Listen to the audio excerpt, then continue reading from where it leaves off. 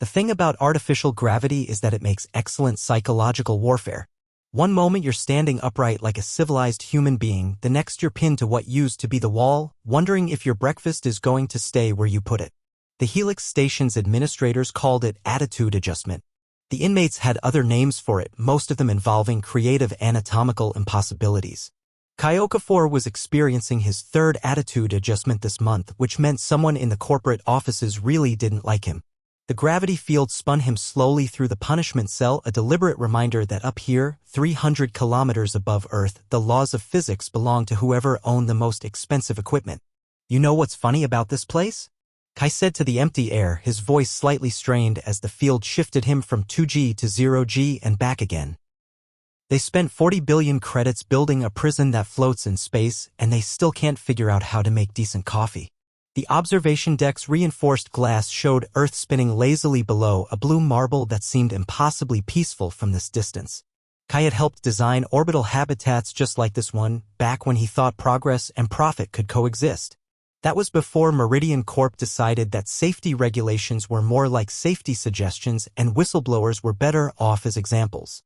A grinding sound echoed through the station's superstructure, followed by a vibration that definitely wasn't supposed to be there.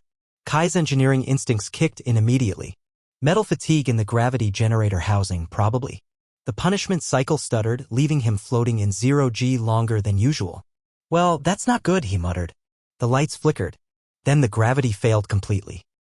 Kai hung suspended in the middle of the cell, watching his lunch tray drift past his head in slow motion.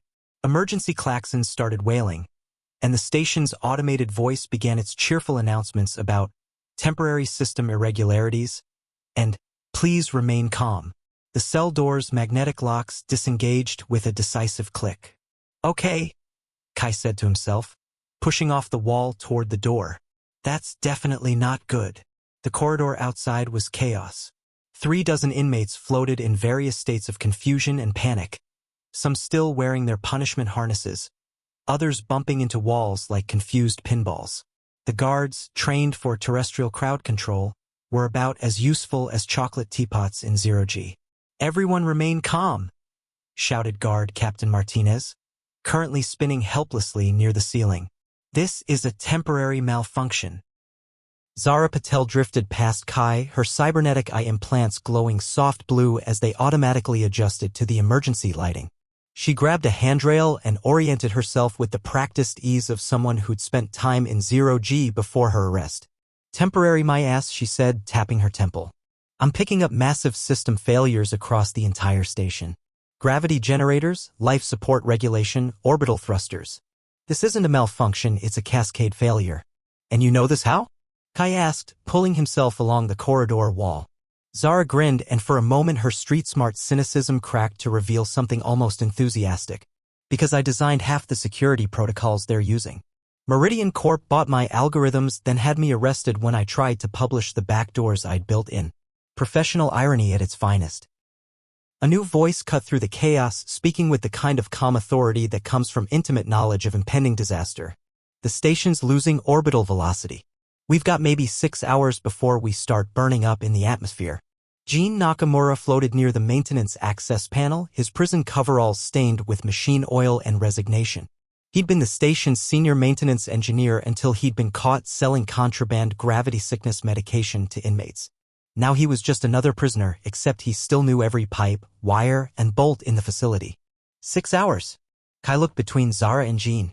What about the orbital boosters? Jin's laugh was bitter. The boosters are what caused this mess. Meridian's been cutting maintenance costs for 3 years. I filed 17 safety reports about microfractures in the gravity generator housing. They filed those reports under employee attitude problems. Another grinding sound echoed through the station, louder this time. The emergency lighting flickered, and Kai could swear he felt the station shudder. So what you're telling me, Kai said slowly, is that we're trapped in a tin can that's about to fall out of the sky because our corporate overlords decided that safety margins were bad for quarterly profits.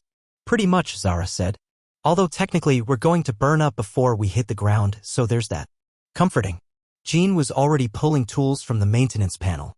There might be a way to stabilize the orbit, but it would require manual override of the gravity generators. Someone would have to reach the central control hub. Let me guess, Kai said. The central control hub is through the maximum security section, past the guard stations, and probably locked down tighter than a corporate executive's conscience. Bingo. Zara pushed off from the wall, floating toward them with predatory grace. Or we could just take the maintenance tunnels. I mapped the whole station's security grid when I was building their systems. There's a route through the service corridors that bypasses most of the active monitoring. And why would you help us? Jin asked suspiciously. Because I'm trapped in here with you, genius. Plus, I have a philosophical objection to being murdered by corporate negligence. If I'm going to die, I'd prefer it to be for something more interesting than accounting fraud. Kai looked between his unlikely allies. An embezzled engineer, a hacktivist with trust issues, and a maintenance worker with a grudge against his former employers. Not exactly the dream team, but they were what the universe had provided. All right, he said. Let's go save ourselves. But first, we need to talk about the elephant floating in the room. Which elephant? Zara asked. The one where there are 300 other people on this station who are also going to die if we don't fix this. Jin's expression darkened. The same 300 people who stood by while Meridian turned this place into a corporate punishment center. The same guards who ran those attitude adjustment sessions. The same administrators the same janitors, cooks, medical staff, and low-level security who are just trying to make a living. Kai interrupted. Look, I get it. The system is broken. But letting 300 people burn up in the atmosphere doesn't fix the system. It just adds 300 more bodies to the corporate casualty count. Zara was quiet for a moment, her cybernetic implants flickering as she processed information. There's another problem, she said finally. Even if we stabilize the orbit, the station's communication array is fried. No way to call for rescue or evacuation. So we're looking at a choice, Kai said. Save ourselves and let everyone else die, or try to save everyone and probably die ourselves. Or, Jin said quietly, we could consider the possibility that this wasn't an accident. The corridor fell silent except for the distant sound of alarms and the occasional bump of floating debris against the walls. What do you mean? Zara asked. Jin pulled up a maintenance schematic on his tablet, the holographic display casting strange shadows in the emergency lighting. I mean, the cascade failures like this don't just happen. Someone would have had to override multiple safety systems simultaneously. Someone with administrative access. You're talking about sabotage, Kai said. I'm talking about insurance fraud, Jin replied. Meridian's been hemorrhaging money on this facility for 2 years. But if the station suffers a catastrophic systems failure, that's a 40 billion credit insurance payout. Clean books, heroic rescue efforts, and a convenient excuse to build a newer, more profitable facility. Zara's cybernetic eye flared brighter. That's why the communication array is down. They don't want us calling for help until it's too late for rescue but early enough for good media coverage. So we're not just prisoners, Kai said. We're expendable witnesses to corporate murder. Welcome to late-stage capitalism in space, Zara said dryly. Where even your death is a profit center. The station shuddered again, more violently this time.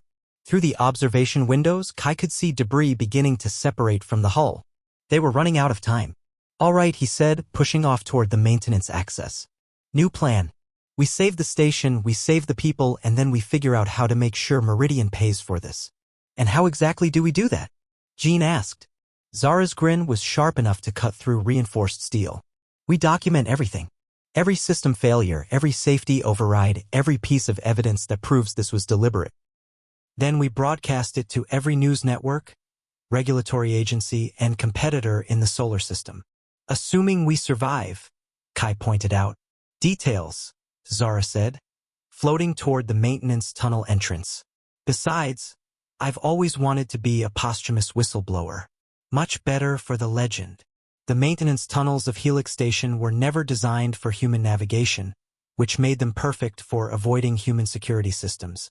Kai squeezed through a service conduit barely wider than his shoulders, following the steady glow of Jin's work light ahead of him. Behind them, Zara moved with surprising grace for someone navigating zero-G while simultaneously hacking into the station's remaining functional systems. You know what's really insulting about this whole situation? Kai said, his voice echoing strangely in the narrow space. I spent 5 years designing safety protocols for orbital habitats. 5 years of my life dedicated to making sure people didn't die in space. And now I'm probably going to die in space because some MBA decided that safety protocols were an unnecessary expense. Could be worse, Zara said, her voice slightly distorted by the neural interface she was using to access the station's systems. You could be dying because you tried to expose corporate data harvesting and got framed for cyber errorism instead. Or because you reported safety violations and got charged with industrial sabotage, Jin added from up ahead. At least you two had noble motives. I just wanted to help people with gravity sickness. They emerged into a larger maintenance bay where the station's gravity generators hummed with an increasingly unstable rhythm. The massive cylindrical units were each the size of a small building, their surfaces covered in warning labels and diagnostic displays that were currently flashing an alarming shade of red. Okay, Jin said, consulting his tablet. The good news is that we can manually override the gravity generators from here. The bad news is that someone will have to physically hold the emergency stabilization controls while someone else reroutes power from the backup systems. And the really bad news? Kai asked. The really bad news is that the manual override requires continuous human input. No automation, no remote access. Someone has to stay here and hold the system steady while the station's orbit stabilizes. Zara pulled herself over to a control panel, her cybernetic implants interfacing directly with the station's systems. How long are we talking about? Best case scenario? 4 hours. Worst case? We get to find out what happens when a 40 billion credit space station becomes a really expensive meteor. Kai floated over to one of the gravity generators, studying the diagnostic readouts. His engineering training kicked in automatically, parsing the cascade of system failures with practiced efficiency. This is definitely sabotage, he said after a moment. Someone initiated a controlled destabilization sequence. The generators aren't failing randomly, they're failing in a specific pattern designed to look like natural system degradation. Can you prove it? Zara asked. I can do better than that. I can show you exactly how they did it. Kai pulled up a system schematic on his own tablet, highlighting a series of seemingly minor adjustments to the gravity field harmonics. See these frequency modulations? They're tiny, almost imperceptible, but they create resonance patterns that amplify stress fractures in the generator housing. Someone's been slowly sabotaging this station for months. Jin looked up from his control panel, his expression grim. That someone had to have administrative access to the core systems. We're talking about C-level executives or their direct reports. Which means, Zara said, her voice taking on a dangerous edge, that they're planning to let us all die to cover their tracks. The station shuddered again, and the gravity generator's hum shifted to a more discordant note. Through the maintenance bay's small observation window, Kai could see Earth growing perceptibly larger. We need to make a decision, he said. We can try to save the station, but that means one of us has to stay behind to maintain the manual override. Or we can use the emergency pods to evacuate ourselves and let 300 people die. Some choice, Jin muttered. Actually, Zara said, her cybernetic eye flickering rapidly, there might be a third option. What if we could automate the manual override? That's a contradiction in terms, Kai pointed out. Not if we use a human brain as the automation system. Zara tapped her temple. My neural implants can interface directly with the station's control systems. If I link myself to the gravity generators, I can maintain the manual override while also accessing the communication array and broadcasting evidence of the sabotage. That's insane, Jin said. Those implants weren't designed for that kind of data load. You could suffer permanent brain damage or worse, as opposed to the definitely permanent brain damage of burning up in the atmosphere. Kai studied the control systems, his mind racing through the technical possibilities. It might work, he said slowly, but Zara's right about the risk. Full neural interface with systems this complex could kill you. Everything up here could kill us, Zara replied.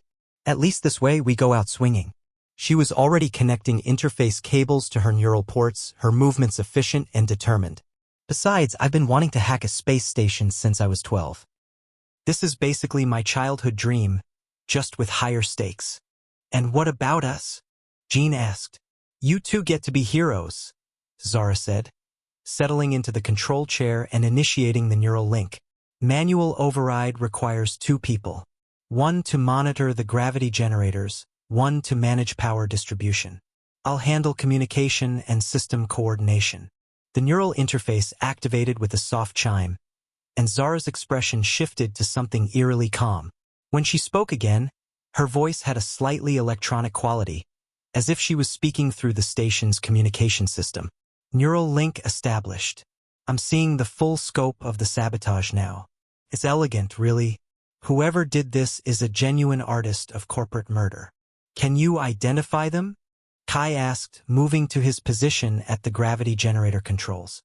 Working on it. The sabotage code has a distinctive signature. Someone with access to both the original system specifications and the recent maintenance logs. Someone who knew exactly which systems to target and in what sequence. Jin took his position at the power distribution panel. Ready when you are. Initiating gravity generator stabilization in 3, 2, 1, mark. The generator's discordant hum shifted to a more stable rhythm as the manual override engaged. Kai felt the station's orientation begin to stabilize, the sickening sense of falling replaced by a more controlled descent. Orbit is stabilizing, Zara reported, her voice now clearly coming through the station's communication system. But we've got another problem. I'm detecting incoming ships. 3 vessels, corporate security configuration, ETA 20 minutes. Rescue ships? Jin asked hopefully. Cleanup crew, Kai said grimly. They're here to make sure there are no survivors to tell inconvenient truths. Not if I have anything to say about it. Zara's voice took on a predatory quality. I'm uploading everything to the public data networks. System logs, maintenance records, executive communications, financial projections. The whole corporate conspiracy delivered with detailed technical documentation and a bow on top. Can they stop the upload? Kai asked. They can try. But I'm not just uploading to one network. I'm broadcasting to every news organization, regulatory agency, and competitor in the solar system. By the time they figure out how to stop me, the information will be everywhere. The station continued to stabilize, but Kai could see the strain the neural interface was putting on Zara. Her hands were shaking and there was blood trickling from her nose. Zara, you need to disconnect, he said. The neural load is too much. Almost finished, she replied, her voice now distinctly distorted. Just need to there. Upload complete. Evidence distributed. Corporate murderers officially exposed. The incoming ships were visible now through the observation window. Sleek corporate security vessels moving with predatory purpose. What's the plan when they get here? Jin asked. Simple, Zara said, her voice returning to normal as she began disconnecting from the neural interface. We surrender. Loudly. Publicly. With full media coverage and legal representation. They'll try to silence us, Kai pointed out. They can try, but the evidence is already out there. And thanks to the neural link, I now have complete records of every conversation, every system access, every piece of evidence they tried to destroy. They can't silence the truth when it's already been broadcast to half the solar system. The gravity generators settled into a stable rhythm, and the station's orbital decay stopped. Through the communication system, they could hear the sounds of normal operations resuming throughout the facility. You know, Jin said, floating over to the observation window, I never thought I'd be happy to stay in prison. We're not staying in prison, Zara said, finally disconnecting the last of the neural interface cables. We're going to be key witnesses in the biggest corporate murder trial in history. They'll probably give us our own reality show. I don't want a reality show, Kai said. I just want to go back to designing things that don't try to kill people. Where's the fun in that? Zara grinned, though the expression was strained from the neural interface aftereffects. Besides, someone's got to make sure the next generation of orbital habitats actually follows those safety protocols you designed. The corporate security ships were docking now, their crews undoubtedly preparing to board and contain the truth was already spreading through the networks, carried by Zara's carefully crafted data packages to every corner of human civilization. You know what the really beautiful part is? Zara said, watching the security teams prepare to board. They spent 40 billion credits building this place to contain dangerous criminals. Turns out the most dangerous criminals were the ones who built it. As the security teams entered the maintenance bay, Kai reflected on the strange turns his life had taken. From respected engineer to corporate whistleblower to unlikely hero of a zero-G prison break. Not exactly the career path he'd planned, but it had a certain poetic justice to it. Kai Okafor, Zara Patel, Jin Nakamura, the security team leader, announced. You're under arrest for... The man paused, apparently receiving new instructions through his communication device. Actually, he said after a moment, you're free to go. Something about key witnesses and congressional investigations. My lawyers tell me I should probably apologize and offer you a very generous settlement. Zara's grin widened. I do love it when a plan comes together. As they were escorted toward the docking bay and their unexpected freedom, Kai looked back at the gravity generators one last time. They hummed steadily now, keeping the station stable and its inhabitants safe. Sometimes, he reflected, the best engineering solutions were the ones that combined technical expertise with a healthy disrespect for corporate authority. So, he said to his companions, what do we do for an encore? Simple, Zara replied. We make sure this never happens again. And maybe we get that reality show after all. I'm thinking we call it Orbital Justice or something equally dramatic. I still don't want a reality show, Kai said. Too bad, Jin added with a grin. I think we're famous now. And as their rescue ship departed Helix Station, leaving behind a facility that would soon become a symbol of corporate accountability rather than corporate power, Kai had to admit that fame might not be the worst thing that had ever happened to him. After all, someone had to make sure the next generation of orbital habitats actually worked the way they were supposed to. And who better than 3 former inmates who had already proven that the best way to escape a broken system was to fix it from the inside out?